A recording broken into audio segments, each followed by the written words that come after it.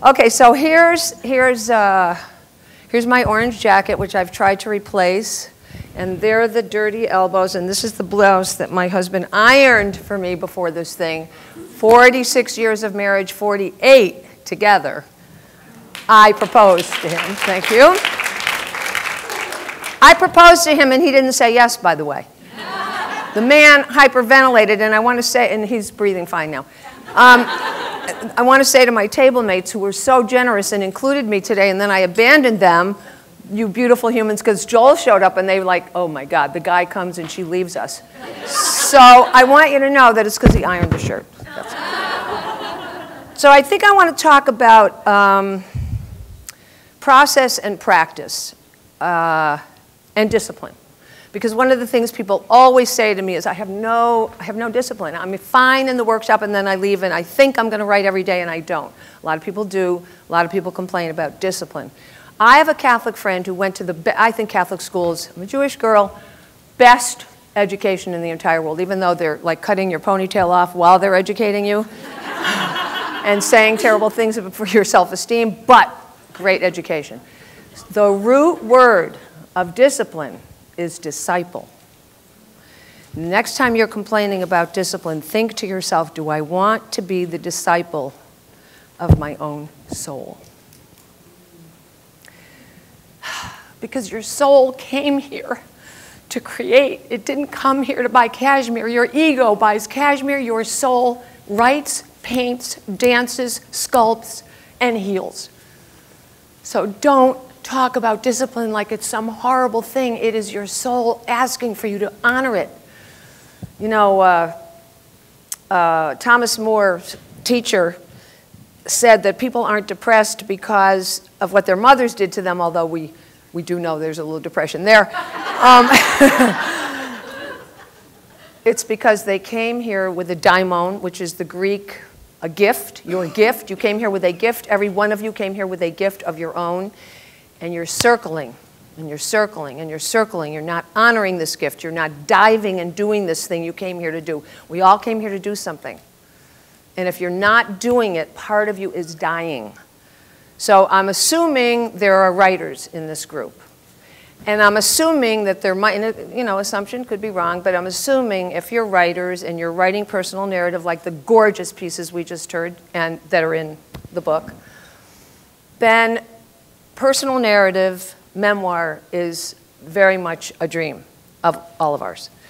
So I did a documentary of my son who was very sick. I wasn't planning on doing this documentary. All I really, in retrospect, now that I think about it, was I was putting a camera between his rage and my terror. This was a very angry, gorgeous, funny guy who got diabetes at 9 months old. And at 22, I'm going to cry, but where are my tissues? There should be boxes of them if I'm going to speak. That's all right. See, my mother, for years, thank you, baby. For years, my mother would sit right there and she'd come up with the tissues. She also would say to me, why do you use those words, those four-letter words, sweetheart? So I'm warning you, they're coming. So, but I've held off so far. I think I get points for that. So anyway, I really just was, he had a huge ego. He was gorgeous. At 22, he got MS. By 25, he was in a wheelchair. By 27, he had brain surgery because his hands were tremoring. He couldn't feed himself. By 29, he couldn't pee anymore, and so we had to catheterize him. He got a urinary tract infection that went onto his aortic valve. He had open heart surgery. He was like Job. It was like one thing after another, and angry, gorgeous. Women flipped over him. He always had a gorgeous girlfriend waiting on him. It was so annoying, really, because he was charming, and he was very bright, but he was pissed all the time. So I got this camera, and I started filming him, and it turned out that it was really, really good. I didn't know it was good, and I showed it to a young filmmaker who had taken my workshop, and I just said, Beverly, I need about 20 minutes, because I was going to Hartford, where I'm from, and I was going to do a show, and I was crying all the time, and miserable and worried about him, and I said, how am I going to get on stage? I know, I'll bring 20 minutes. I had about 500 hours at that point. And I'll bring Dan, and he'll get a standing ovation, and he'll see that what he's going through is not for naught, that he's actually doing hard work that will heal people. I could never tell him that, but I knew in my stomach, I knew in my gut that what he was doing was major. She gave me back the 20 minutes, and there was a scene where after open heart surgery, he did have a girlfriend who was blonde and beautiful, and she was lifting him onto the bed. We had just come home from the hospital, and she was very strong, and she was lifting him onto the bed, and I was filming. And his urine bag got caught on the wheelchair, and she said, "Oh my God, the urine bag!" And I filmed it, and I filmed her face, stricken, and I filmed his face, and he was really sick looking. I mean, he had just had open heart surgery. He was thin, dark circles. He looked awful. And she said, "Oh my God, the urine bag." And then this young filmmaker gave me the 20 minutes, and she had taken out the, "Oh my God, the urine bag." So I said, "Beverly," and she put the scene in of lifting him onto the bed, but she took out, "Oh my God, the urine bag." I said, "Why did you edit out the urine bag line?" And she said, "You know, I didn't want to embarrass Dan. I didn't want to make you guys uncomfortable. The urine bag is the story.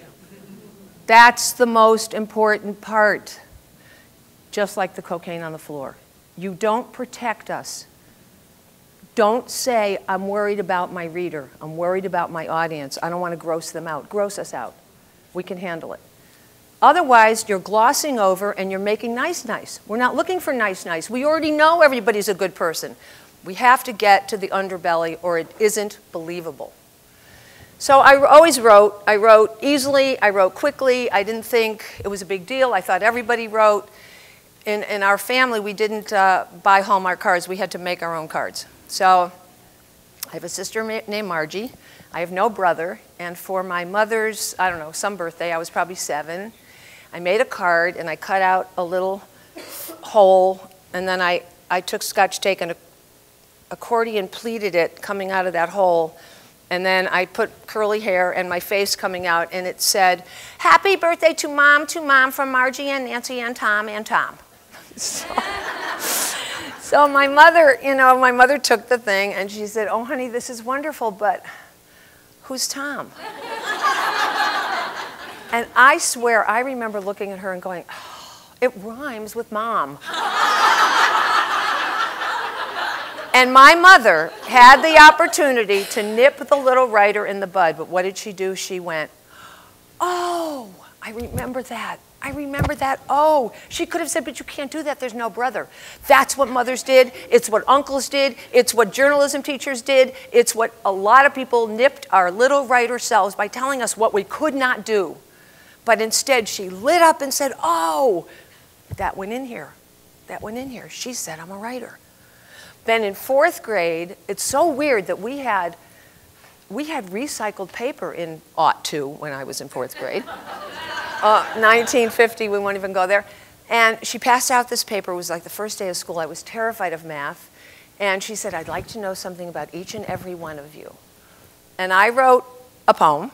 And the next day, out of everybody's, she read mine. And I had written,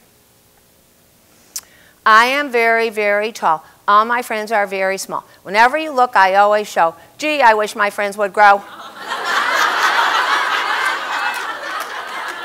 Clearly, I was well on my way to being Alfred Lord Tennyson or, one of those guys. But it's so interesting that that little thing went in. That kind of validation adds to the self-esteem. Now I have a low self-esteem story that can kind of cancel that one out. Journalism class, I sat right in the front. I always had to sit in the front if I wanted to learn anything. Otherwise, I must have that ADD thing or ADHD or whatever those ALFM, whatever they are. But I need to be right in front of the teacher or I can't hear anything. I sat right in front of Mrs. Grenfell. She would throw a blank, I was like a junior in high school or a senior. She'd throw a blank piece of paper on my desk and say, "Quick, I need a piece on abortion and the law." It was illegal then. And I'd write it, and the next week it would be in my high school newspaper with my byline, Nancy Sloanham. thrilling. And the next week, she'd throw a blank piece of paper on my desk and she'd say, quick, I need a piece on college acceptances, college interviews, and I would write it, and the next week, it would be in the paper with my byline. I got to tell you that I was probably 30 before I realized it was because I could write. I thought it was where my desk was.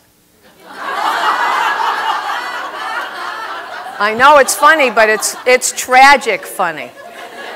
How could I not have realized? I had all that early input, all of those beautiful, graceful remarks about my talent. And then by the time I was in high school, it was gone. I weighed 195. I had thighs that didn't have a space between them. My hair was not the right kind of hair. It was gone. All of that self-assuredness was gone. And I thought, well, it's a good thing my seat was written right in front of Mrs. Grenfell, otherwise I would never have written. So we got to go backwards. The stories we tell ourselves, to ourselves, about ourselves. So here's one that I have told until I started telling this. I grew up in Hartford, and we were poor, and then we moved to West Hartford, and it was a very wealthy town. Well, I loved telling people that we were poor. I mean, I made such a drama out of it. It's a miracle that I'm standing here today because there was no food. And I played it to the hilt. I played it. What if I wanted to take my jacket off now? Here it goes. I'm going to do it because now I'm schwitzing. I was freezing, now I'm schwitzing. So then then we moved to Chilmark, which is Martha's Vineyard, which is another very wealthy town. And I have continued to perpetuate this. We had no money, we had no, I mean, I could smell meat and I just loved the smell of meat. I mean, God knows what you do with the story that you tell yourself. But it was so dramatic, and it was so, and I just had so much fun looking at their faces. It's like they're driving around with their rolls, and they just bought their 5th house. And poor Nancy Sloanham, Aronie, she barely ate as a kid, but now she seems to be doing fine. So, so about 3 Christmases ago, we have adopted these beautiful friends who have no family. And I also have a Gentile daughter-in-law. Thank you, Lord. I have a Christmas tree now in my life. Do you know what it's like to grow up with Christmas envy? Here it is. What'd you get? What'd you get? Well, my mother put an orange and some walnuts in a Bonnie Doon stocking, but it couldn't hang, so she handed it to us. Not Christmas at all. Okay, so where was I, Ann? I'm just testing to see if you're listening. Oh, food. So we adopted these people, Gentile people.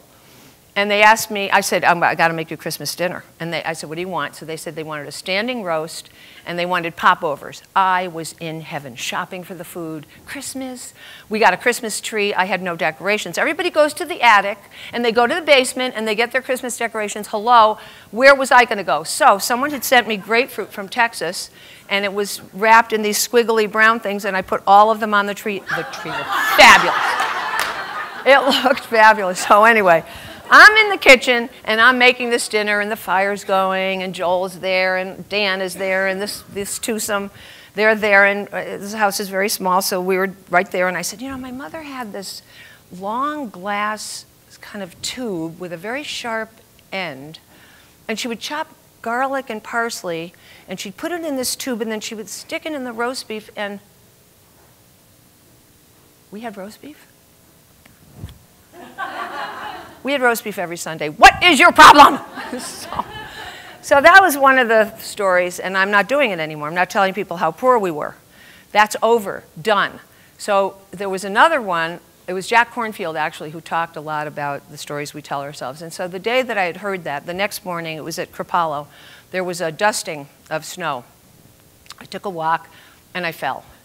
And what I noticed first about myself was the first thing I did, instead of attending to my ankle, which was swelling, I looked around to see if anyone saw. Isn't that weird? I mean, just find out about yourself. So I'm looking around because I don't want to look vulnerable. I don't mind looking vulnerable emotionally, but physically, I have never really felt completely. I have to hold on to things, you know. So I'm on the ground, and way in the distance, I see cross-country skiers, and they're sort of coming toward me. And I'm sitting there thinking of what funny thing I could say to sort of dispel their worry. We don't want them to worry. The funny part about it is they actually walked right past me. Nobody said anything. So they walk past, I take my shoe off, I take my sock off, I get snow, I put it on my ankle, which was swelling, and I'm hobbling back to the main building, and I'm thinking to myself, well, of course I fell. I have weak ankles. I don't have weak ankles. My sister has weak ankles. I wanted everything of hers. She was 4 years older. She was my God. I took on her weaknesses and her strengths. I don't have weak ankles. I have never ice skated. Well, I have, but you don't want to see it. So check and see what you've been hanging on to, what's stuck, and the way to find out is to get it on the page. That's where you find out what you're still sticking to, what you're just clinging to as if it were you. It's not you. It's not your identity. It's part of you. It happened, and it's really important to write it and get it out of your cells and out of your body. So how do I know how to do the Chilmark writing workshop? Sometimes we learn from the negative stuff. Well, I learned from the negative stuff. I got a call from the writing group in West Hartford, and they invited me to be part of their group. They didn't invite me. They told me. They said, we want you. It was a declarative sentence, and I was so flattered that I went, yes, yes, I'm coming, I'm coming. I get to this house. There are 14 women and a pre-designated reader. This group had been meeting for years, and they were all published, and they were kind of fancy, schmancy, well-known. It was just a miracle that they had invited me. I ran around the house screaming, I have to lose 15 pounds by Wednesday. My issue, once you've had that weight, you always look in the mirror and see it. It's right hovering once back on. And then what does a writer wear? What am I going to wear? What does a writer wear? Black, so I wore black. So I get there. And the person reads her piece, and she's good, really good. The piece was gorgeous. And the first person who responded sounded like this. You know, Stephanie, I felt that your characters were really rather one-dimensional. I mean, I couldn't relate to them. And then one by one, every woman, they were all women, in that room told her what was wrong with the piece. And my stomach was like twisting in a knot. It's like, who are these people who talks like this? This is not good. This is not good. And of course, I wasn't going to open my mouth and say, I thought it was brilliant. No, no, they're going to think I'm like some kind of Pollyanna. I'm not going to open my mouth. Then there was food. I'm a food person. Just put delicious hot peach cobbler on a table and I'll give you anything. And there was hot peach cobbler. I went to the University of Virginia. That's what we had for dessert. Thick crust, real peaches, and they had Haagen-Dazs honey vanilla. Unbelievable. So I glommed, socialized, got in the car, went home. My husband says, so how was it? I said, oh, the peach cobbler was unbelievable. He said, no, babe, the writing. And I said, oh my God, the totally mean-spirited people. Writing was great, but not good, not kind people. He said, are you going back? I said, of course I'm going back. So the next Wednesday night, got in the car, drove to another person's gorgeous mansion-y house, walk in, another pre-designated reader, she reads her piece. It is fabulous. She finishes reading. The first person to respond must have gone to the same doctor to have her jaw wired. She said,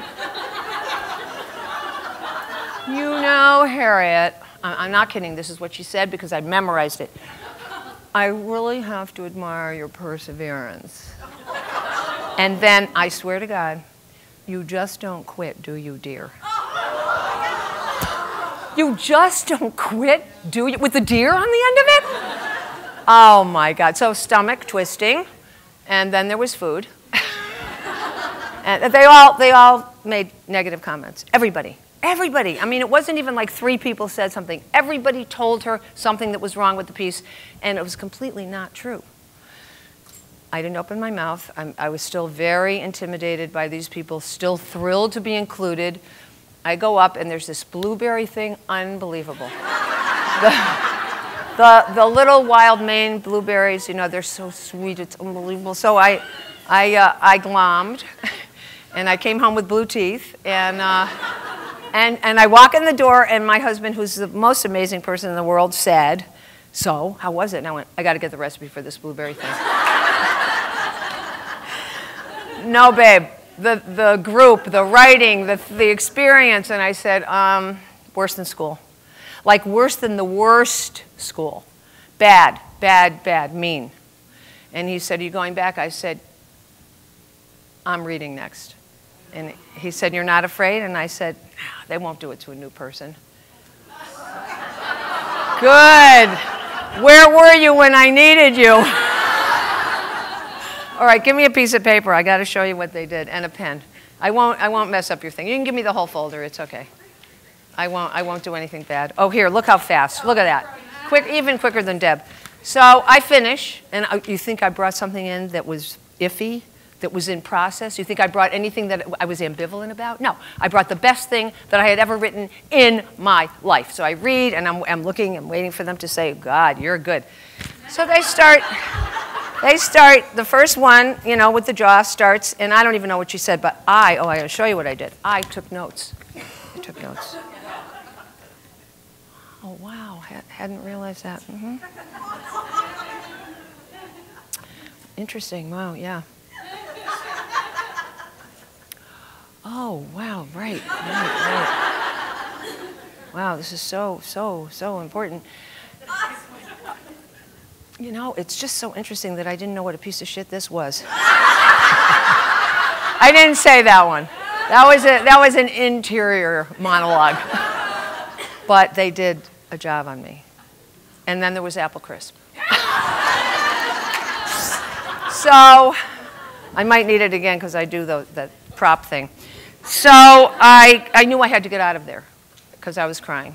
I mean, they didn't see it, but it was there. The tears were on deck. And they had paper plates. I don't like eating off paper. And plastic spoons. I don't like plastic. I can tell you what the paper bowls looked like. They were fluted, blue with beige, a really ugly beige, and white. And a white plastic spoon. And I put the apple crisp in and ran out of there. And got in the car and took a bite. And I couldn't swallow. And I didn't write for 2 years, even though I knew they were wrong. Even though I knew I was a good writer, I didn't write for 2 years. And every time I went to write, somebody very large near me in the ionosphere said, you know what, you can't really write. I mean, those people, even though they were mean, they probably know because they're famous and they're all published and, you know, you've been deluded. I mean, you've had it really easy. You had a good English teacher and you think you're something. You're nothing. I cannot get over how I bought that. I cannot get over. I had the self-esteem. I felt great about what I could write. And yet, I could not sit down and honor this gift that I have. Then, so we were rich for about 8 years. It was fantastic. Talk about cashmere. Oh, my God.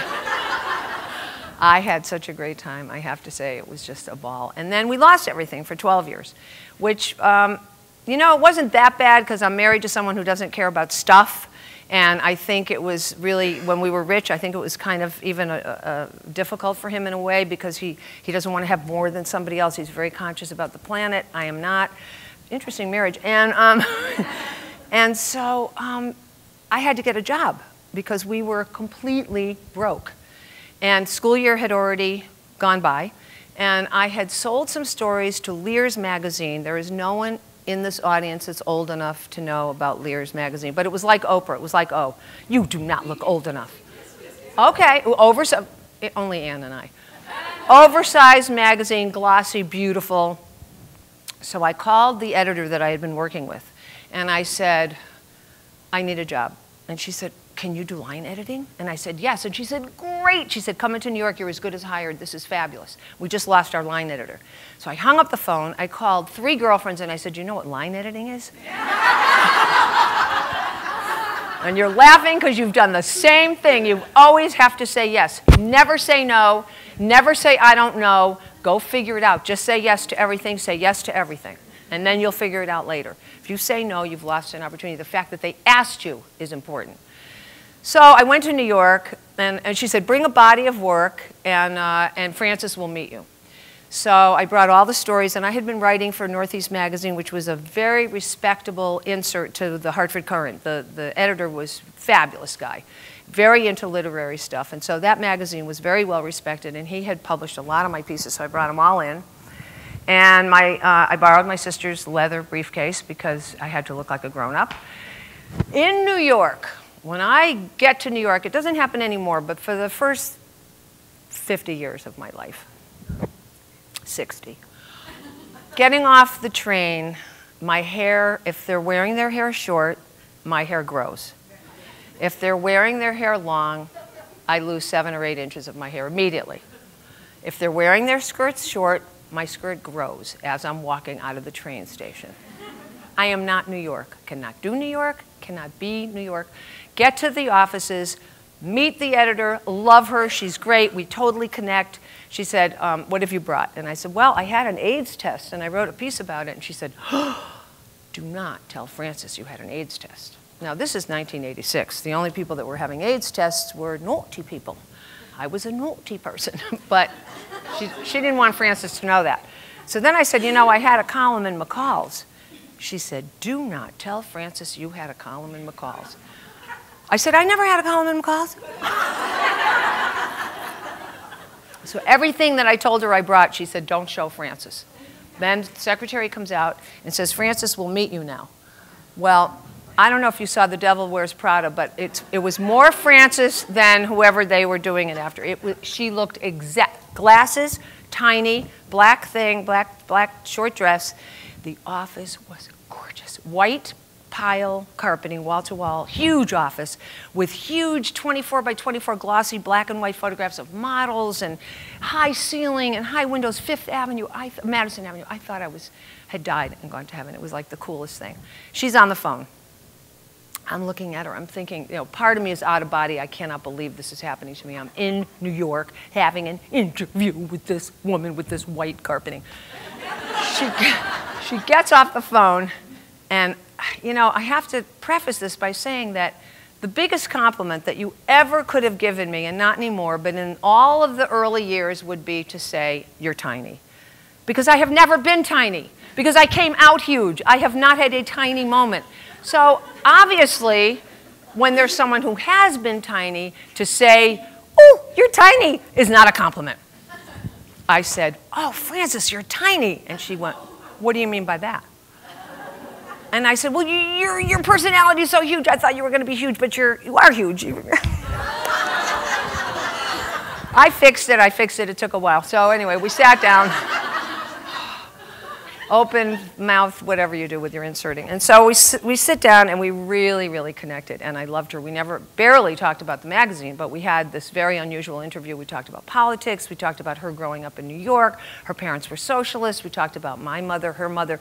It was just fabulous. And the whole time she was kind of affectionately taking my hair off my forehead and brushing it aside. It was affectionate. It wasn't weird.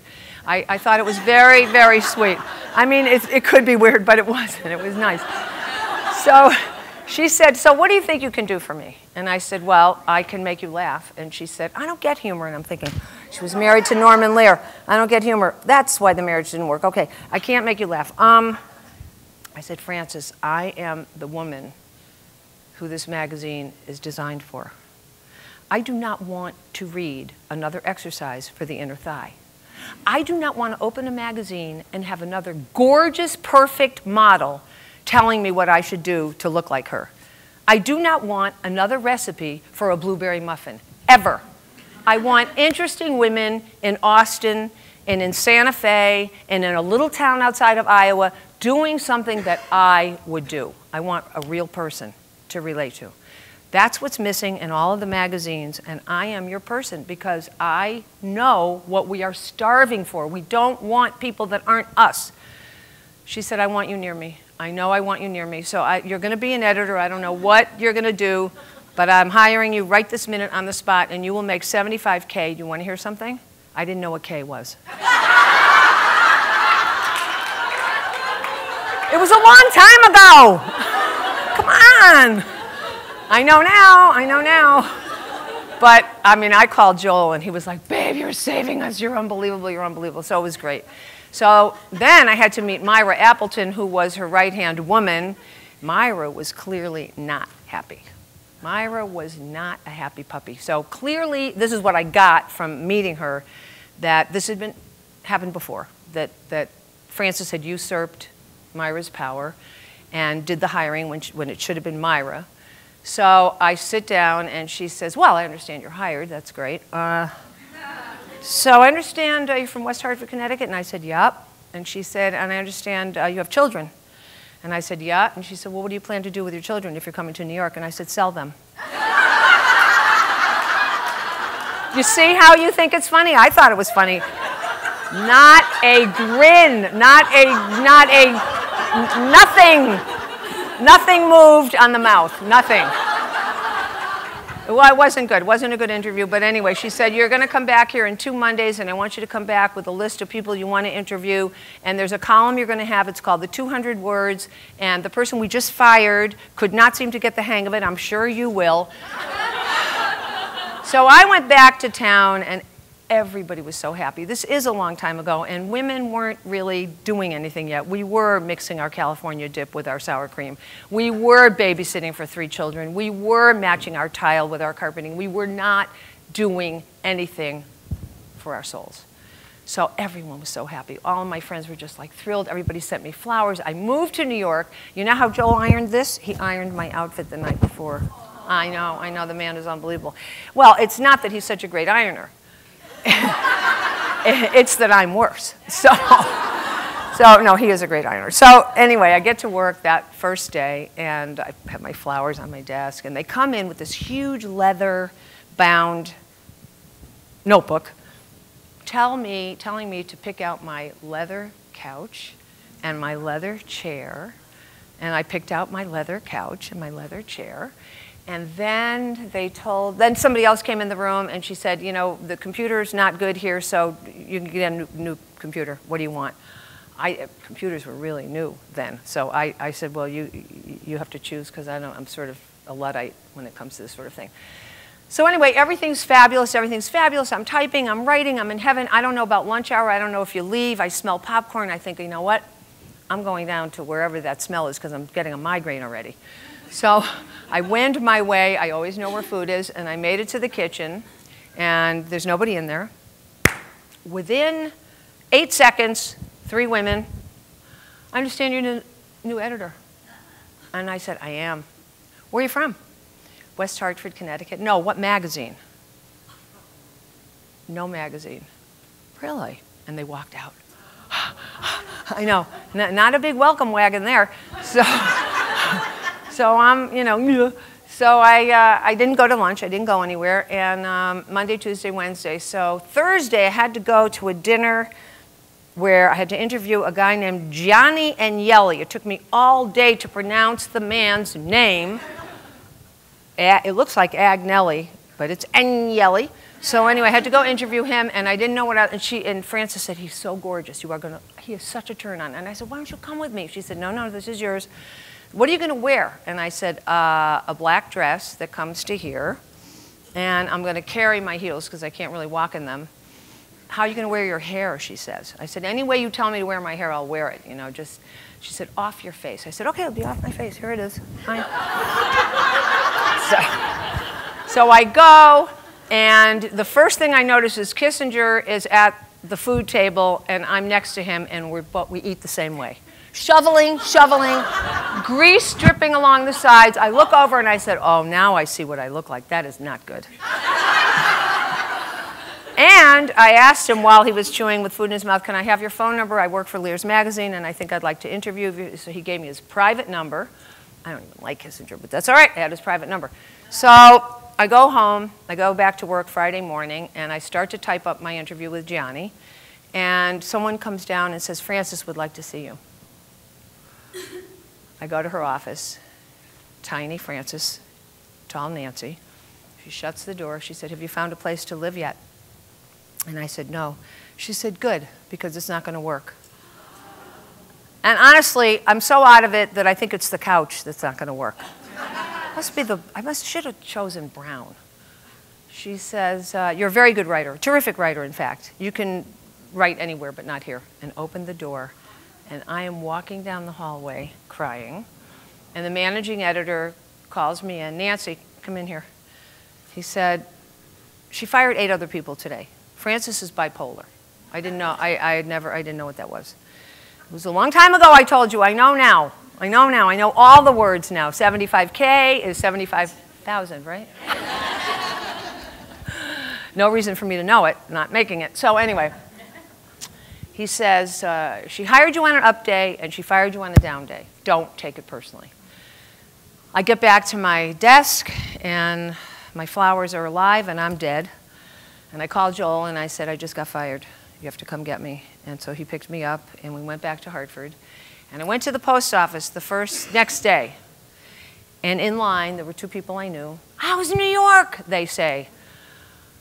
And I'm so ashamed. And I just said, still there.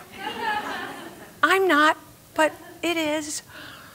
So the word got around, and every time I saw someone, they asked me what happened, and I would tell them the story, and I would just like start crying, and I'd go into detail and embellish, and the story actually got quite good,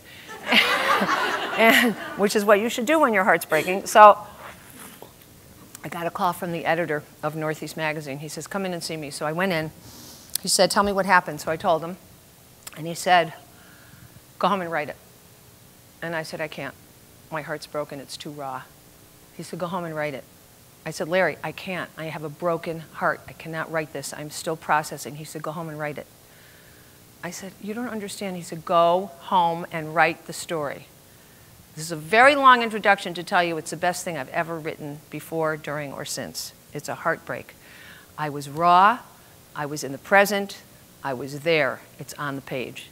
So if you're in the middle of something and it's really, really tough, or at the tail end, or at the very beginning, sit down and try to get something on the page.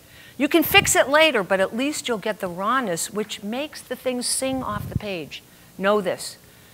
Know this. Just write the stuff. Nobody has to see it. You can edit it later. You can make better words later, but get that emotional brokenness on the page. Otherwise, this is what it's going to sound like what school did. So I would call a girlfriend. You would call a girlfriend, and this is how you would sound before you tried to write. Oh my God, you're not going to believe what happened. Okay, so I'm sitting in the car on Mountain Road and Albany Avenue, okay, right? And I've got James Taylor cranked, and I didn't even clean off my black eye makeup. I'm like so exhausted, and I'm so hungover, and I'm so miserable. And I look, and he is sitting in the car next to me, wearing the sheepskin jacket I bought him. What do you do? What do you do? Do I go through the red light? Oh, I hate him so much, I can't believe it. Okay, I gotta go, bye. Okay, so now you're gonna write the story. Having traveled in my automobile to the intersection of Mountain Road. What happens to us? What happens in a lot of ways is school. School took away the voice. School took away your power. Not every school and not every teacher. And there are much better teachers now, and writing is a much different thing, a much different animal in school now. But in the olden days, there just was this formality, this need to use big words and to sound intelligent and to construct the sentence and to build the... Just tell the story. Don't worry about anything, just tell the story. When I first met Larry Bloom, the editor of Northeast, I hadn't published, I don't think I had published much at all. And I sent in a story, and I pretended it was fiction, but it really was our marriage. And I read it to my mother, and I said, is this okay? And she said, it's fine. I read it to the kids. I said, is this okay? They said, it's fine. I read it to a couple of girlfriends. I said, this is, you know, are you guys going to be cool with this? Yes, fine. So I sent it in, but I pretended it was fiction. He calls me on the phone, and he says, your story is pulsating on the end of my desk. That is a weird response to a story. Boom, boom, you know, what? So then he said, tell me about it. Well, I proceeded to tell him my entire marriage and hung up and burst into tears and called my one shrink friend and said, what is wrong with me? She said, you have no boundaries. And I said, what are boundaries? I thought Australia was blue. And she said, it's where you end and somebody else begins. And I said, I don't end. I go right seeping into everyone, and I want them to seep into me. Anyway, he said, let's meet for lunch. So at that point, is he meeting me for lunch because of cleavage, or is he meeting me for lunch because the piece was written well? Who knows? So I go there. I need your paper and your pencil again. Thank you. And we say our hellos. How do you do? Da, da, da, da, da. And he has my manuscript, which I had never heard it referred to before. It was a really nice feeling. In front of him, and he goes like this. He circles the whole top third, and he goes, this is shit. I'm like, what? Maybe he didn't say that. He couldn't have said that. Then he goes, take the whole bottom third, big, big, huge circle. He goes, this is garbage. I'm looking for the exit. I mean, who talks to a person like this? I'm looking at his face. Did he really just like insult me like this? Is this what editors do? He goes, this, and he circles the whole center. He goes, this is gold. This is your voice. I want this here, I want it here, and I want it here. I don't need to hear about Shakespeare. You're quoting Shakespeare? What, you're showing me how intelligent, that you're a good student? I don't need that. Anybody can do that. He said, and here you're quoting Woody Allen. I don't need you to do that. Anybody can quote Woody Allen. I don't need Woody Allen. I need Nancy Aronie on the page, here, here, and here. In my workshop, that's what we do. We cheerlead when you sound like you. We are not trying to impress anybody with big sentences and big words and sounding intelligent and sounding like a good person. Be you. No one is you. Don't look at the New York Times bestseller list and say, she wrote my book. She did not write your book. She can't write your book. She didn't have your Aunt Minnie. She didn't have your indoor-outdoor carpeting in the den. She didn't have your father who left when you were 4. None of those things can get on the page except by you. Your story is written by you. Similar? Sure, but it can never be yours. So you can never look at somebody else and go, she wrote my story, so I'm not going to do it. So I came home from New York, and thank you, and I put a little ad, and this is so weird too because I had never facilitated a group before in my life, and I put a little ad in the paper and I said, writing workshop in my home. I got 12 phone calls. They were all people that I kind of knew socially a little bit, and they gathered in my home. It was called Tuesdays Without Jack because there was a guy named Jack who came, and he was so horrible that we actually... we were going to ask him to leave, but then he called me and he said, you know, he sat down and he said, I can't, this lamp is no good, and I can't sit in this chair, and I had to walk all the way from the bus, and I was so desperate. I'll pick you up, Jack, I'll pick you up, I'll do anything. He was so horrible that I was going to call him and say, I don't think we're a good match, and he called me and he said, I'm not coming back, and I said, thank you, God. So when the group gathered, I said, okay, so Jack is not with us anymore, and they all went, yay. And so we named ourselves Tuesdays Without Jack. So what happened in that group was exactly what happened with those bad women. They criticized each other off the page. They destroyed each other, and this is what I saw. I saw faces get scrunched. I saw shoulders go up. I saw the writing get generic. I saw everybody get constricted. There was no openness. There was no looseness. There was no fun. But I didn't know what to do. So I would say all my positive things, and then they would, well, you know, that sounded like a thing I read in the New Yorker, but, you know, that writing was really good. Oh, my God. So 10 Tuesday nights, I was miserable. We had a little recital in my house. I just remember that my hands were so cold. I was so miserable. I rented chairs. They all invited people. I could not wait for the thing to end. It ended. I said, I'm never doing this again. And then I put an ad in the paper saying, writing workshop in my home.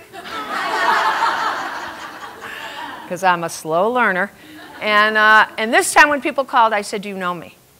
And if they said yes, I said, you know what? I'm going to just take strangers because I'm reinventing myself totally. I'm like, you won't even recognize me on the street. I'm like going to have a face thing, and I'm going to have hair. I'm totally a different person. So they came, and they gathered. And this is what I say to the group in Schulmark and everywhere I teach, and this is what I said to them. I have learned creativity requires safety. You must be safe if you are doing creative work. You cannot have judgment. You cannot have criticism. In its embryonic stages, when it's a baby, you cannot have criticism. It absolutely has to be safe. So I have one rule, and that is when you finish reading, we will tell you what we loved. And I'm going to tell you something. It works. Because people go deeper, they take chances, they go wilder, they get safer, they fall in love with each other, and the writing is so powerful that I just sit there. You know how hard it is for me to cry. I just cry the whole time. So the thing about practice and discipline, I grew up in a household where I never saw people get better at anything. I mean, you know, if you take a musical instrument, you practice, you get better. If you're in a sport, you have a coach, you get better. Nobody did sports, nobody did instruments, nobody did anything. The messages I got from my father, don't be a beginner, don't try anything new, you'll look foolish. This is not healthy. But that's, you know, you're a little kid and my father would say, don't make a fool of yourself. So really the strong message was do what you're already good at. And so that's, you know, that's basically what my sister and I did. So we were good at 3 things, we did the 3 things. My mother, on the other hand, compounded the problem. I took ballet when I was little, wanted to be a ballerina, came home after about 4 lessons and said, Mom, my toes hurt. And she said, well, honey, if it hurts, quit. My sister and I quit everything. We quit everything. And then I married discipline and practice. I married a guy who everything this man does, he does to get better. With no goal in sight, just loves getting better at stuff. Walks in, started playing tennis at 55, walks into the house after playing against the backboard and goes, I got a whole new serve. I met a guy. I saw a guy, his serve was beautiful. I asked him if he could teach me. I have a husband who can go up to another guy and say, can you teach me that? Admitting that he's not there yet. Never saw anything like that before. So he took Suzuki violin with our son Josh. And the man got a violin and started walking around the house playing Twinkle. I'm telling you, 2 months of walking around the house with a violin, a little violin. Now, part of me was, should I tell him he's not good at this? And of course, the wise part, which lives in the belly, knew, pay attention. This is something you were supposed to see a long time ago. Just keep watching. 2:30 in the morning, he wakes me up at the end of the bed. He goes, babe, I made a breakthrough. You got to hear this. For me, breakthrough is you step on the ice and you break through and then you have to like change your clothes. That's. He proceeds to play Twinkle perfectly. And I sat up in bed and I wept. And I said, how could I have reached this age and not known that that's what happens? How could I be this old and not realize, oh my God. Okay, so I'm not going to do this, but I'm always going to be near you because I really think this is amazing. There's a guy in Hartford who has a radio show, Colin McEnroe. Anybody from the New England area? You know Colin. Unbelievable. You're going to love the story then. So Colin McEnroe is this very smart, fabulous writer, but has that inability to, like an Asperger's kind of, on the spectrum, as they say. So you can't get eye contact. I mean, I'm just such a fan of his, and he's got this radio show, and he started having me on as a guest. So I would go, and I would be kind of, you know, shaking hands and dry mouth and kind of wet, clammy, and nervous. And it's radio. Nobody's going to see you, Nancy. You don't have to fix your hair. Just sit there and try to talk. So I would try to tell a story.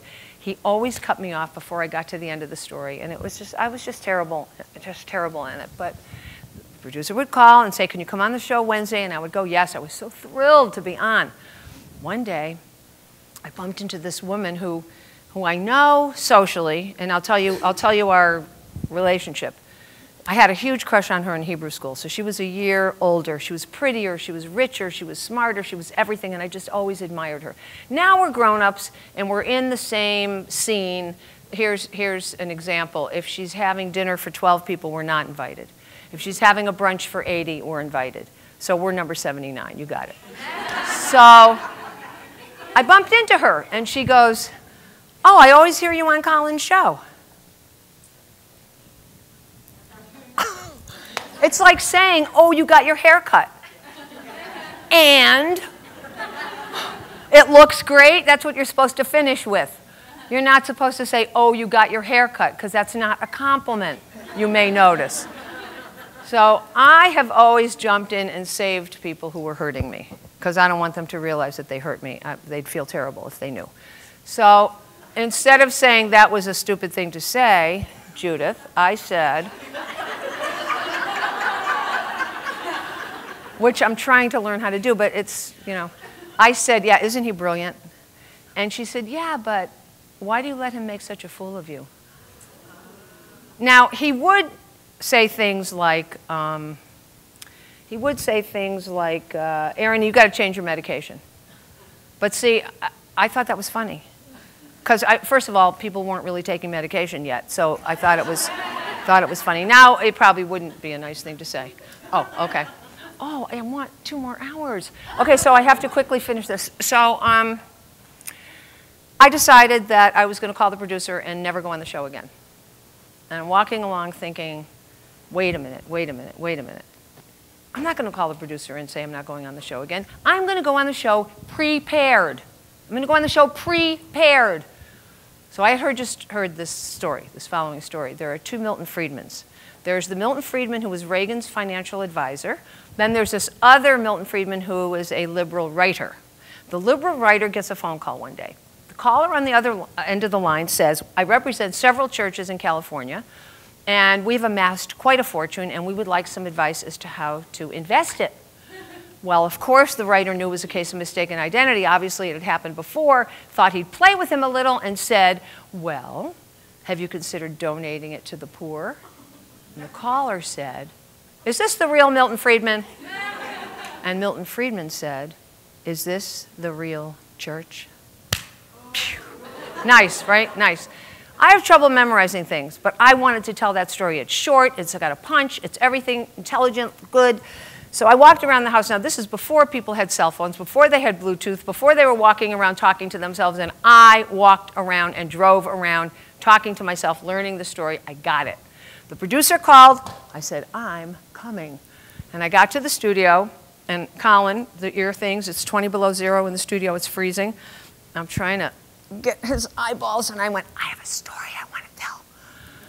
So I don't know if he heard me or not, but he's talking, and he takes a phone call, and then he reads the headlines, and then he pushes the newspaper across to me, and he says, "Aronie, read the weather." So I read the weather in a Russian accent. That was fun. And then he goes, "Oh, Aronie has a story she wants to tell." I couldn't think of Milton Friedman's name. I'm on the radio. When I can't think of something, I go through the alphabet. How many people go through the alphabet? It works. This is a computer. But you can't be on the radio going A, B, C. So I'm trying to sort of do it internally, and then it just came to me. It just shot through, and I went, "There are 2 Milton Friedmans." Anybody who knows anything about storytelling knows you don't start out by screeching, do you? No, you don't screech. You build. You start slowly and you build. But I was already screeching. Now I'm screeching and I'm droning. And I'm going on, and I can't get his facial expression. I have no idea if he's even with me. And I guess I just skipped an important part, and I said, "Is this the real church?" Is this the real Milton Friedman? Which you may notice has no relevance whatsoever. And then, live on the radio, without a 7-second delay, I said, "Fuck!"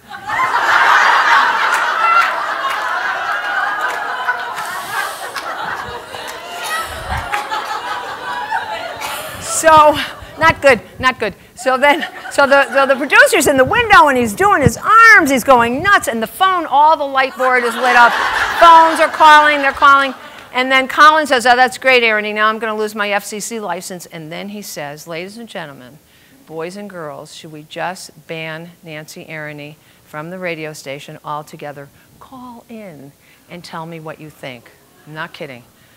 So I slink out, I get in the car, I'm driving back to work, and I hear the people calling, and they're not good remarks, they're not generous at all. And I'm pretty miserable, and I get back to work, and we had just gotten a phone machine, and it's lit up, lighting, blinking, blinking, blinking, and there's a message from my mother. Now, Henny, who's not with us anymore, wasn't such a great mother in the very beginning, but became an amazing mother, So I'm going to call Henny, and she's going to support me. And I dial the number, and she says, hello, and I go, Mom, and she goes, you should never be on that show again. Now, this woman never said you should never. She never had that kind of language. She just wasn't like that. And I said, Mom, why shouldn't I be on that show? And she said, honey, you're so good at so many things. You're such a good storyteller, and you're such a good writer, and you make those little art things, and you're just a wonderful cook. But, you know, I just don't think radio, and I heard my entire childhood. It just went right up my neck. It's like, if you're not good, don't do it. If it hurts, quit. Don't be a beginner. I said, Mom, I grew up in a household where you could not fail. And I have learned that failure is the teacher. And I am going to learn how to do this. I have no idea why I want this, but I want this, and I am going to fail. And I'm sorry if I embarrassed you, but you know all your friends have heard me say fuck. And she said, that's true, dear. So she called 4 more times that same day to say, I don't know where you came from, which is odd, since she should. But I am so proud of you, and I admire you so much. And then she called again to tell me how much she loved me and how proud of me she was. And then the last phone call was something about broccoli with almonds. And should she leave it under the broiler because they burnt the last time, and do you put the lemon juice on after or before? And I said, up to you, Mom, and you know what, we're not going to talk anymore today. I love you, goodbye. So, oh, I just really wish I had another hour because I have so many more things to tell you. We're going to do a few questions and a few answers. Anybody well, maybe no answers, I don't know. Depends on what you ask. Anybody have a question? Okay, great. Yeah, anybody want to go to the microphone? Yes. Yeah, go ahead. I want to know more about your workshop. Nancy, did you? Oh, yeah, that's fine. I'll say it. I'll say it. Nancy, did you okay, there you go. Well, on the card is the, if you didn't get a card, there's some extra ones, but it's got the website, which is not updated, so you'll find out nothing. We want to see. Remember, I said that she's got like the left brain, right brain thing. I can talk in front of people, but I can't get you to come to the workshop because I can't figure out the website or the person to get me to do the website. The first one, there's one in New York. There's one in New York, March 22nd, one day at the Open Center. March 17th on the Vineyard for 4 days. Yeah. May 5th on the Vineyard, and then every week in the summer. Yeah, I was going to say. And then, so yeah, and I am getting someone to work on the website. So before you've entered the Hebrew Home for the Aged, it'll be on there. Another question. All right, I do have one more story I have to tell. I just have to tell this because we should end. All right, but let me hear your question. I'm curious about your creative dry spell when you were criticized in the first group and you didn't write for 2 years. Did you transfer that creativity to anything else in your life? Like yes, cooking? And it's a great question. And when people talk about writer's block, I don't believe in it. Do something else. Buy craypas. Do you know what craypas are? They're those chalk things with the most gorgeous colors in the world. You can get the small box, which is cheaper. You can get the big box with every color. If you take a piece of paper and you take one of the craypas and you go like this and then you smudge, it is so beautiful you will think, I'm selling this.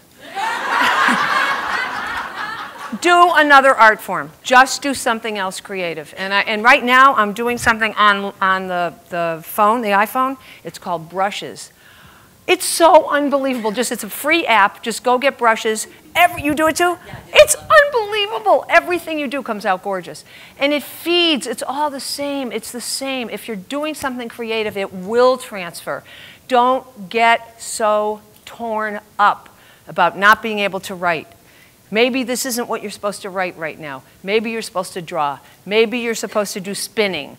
Whatever it is, maybe there's another discipline that you're supposed to do. Don't kill yourself. I don't write every day. Everybody says, do you write every day?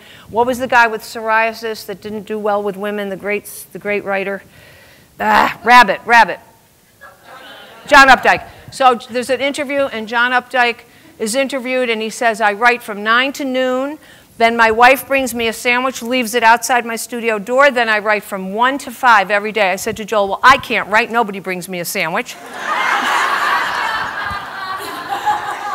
You can write. You can write with your kid crawling on your lap. You can write. Tilly Olsen wrote on the bus with her kid on a hip, holding the bar and writing. You can write if you want to write. Your soul wants to write. It wants to get your story on the page. It is dying to do that. You had a question, somebody? Yeah. So I've taken many writing classes because I believe that's in my soul. And people tell me I'm a great storyteller. And I still I have a story in my head. I've written it down in journals. So when I go to write it in a piece, I release the voice. That authentic, fun, the storyteller that when it goes, and it's not that web editing, so maybe I'll stop editing a little bit, but how do you say that authentic voice that's in your head? Well, I don't have an answer except if you come to the workshop, and that's not really shameless marketing. It happens because you will have 14 or 10 or as many people as there are cheerleading for you, waiting for you, telling you when it sounded fabulous, and you will do it again because you just had 9 people clapping. So it will happen. We need validation. We can't do this alone. It's too hard. You can't write in a vacuum. Yeah. I'm sure I'm not the only person in the room who thinks that your gifts are wasted writing. You should be acting and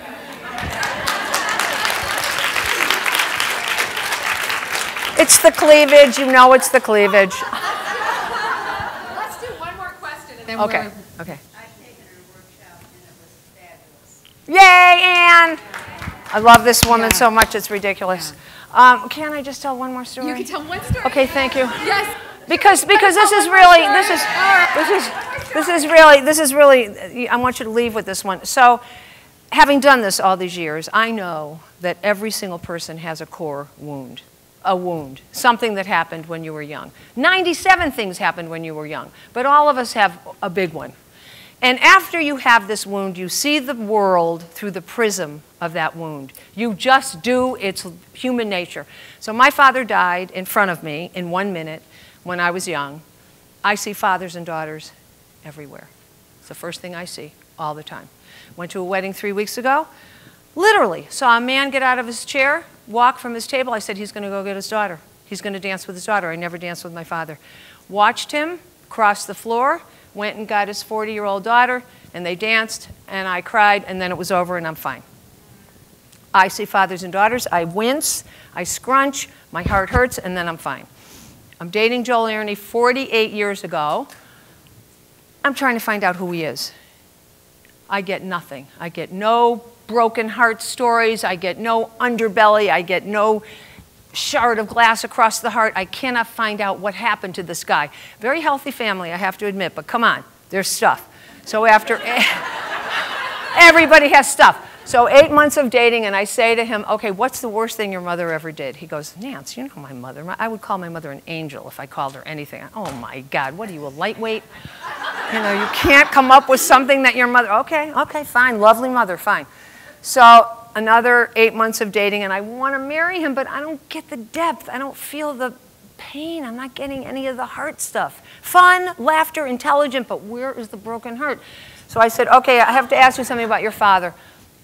Ever do anything that you were completely ashamed of, something that your father did that you still can't reconcile? And he went, Nance, you know my father. I have the most amazing father in the world. He's my hero. And I went, this is not happening. One night, in the sweetest, most boy voice, this vulnerable voice, he says that he was teased on the playground and called Dumbo because his ears stick out. Not kidding. His ears don't stick out, by the way. But the voice was just as much. You can never compare pain. You can never say, well, that's nothing. Mine was worse. You don't do that. It's in the voice. I heard the sorrow. About a year ago, we're walking down the street in Vineyard Haven, and we see a father and 2 daughters coming toward us. I go through my usual, oh, And we pass, and my husband said, wow, did you see the ears on those kids? Thank you.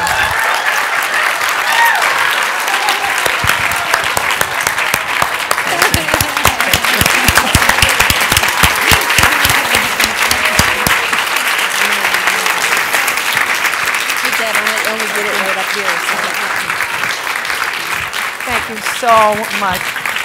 You're all beautiful. Thank you.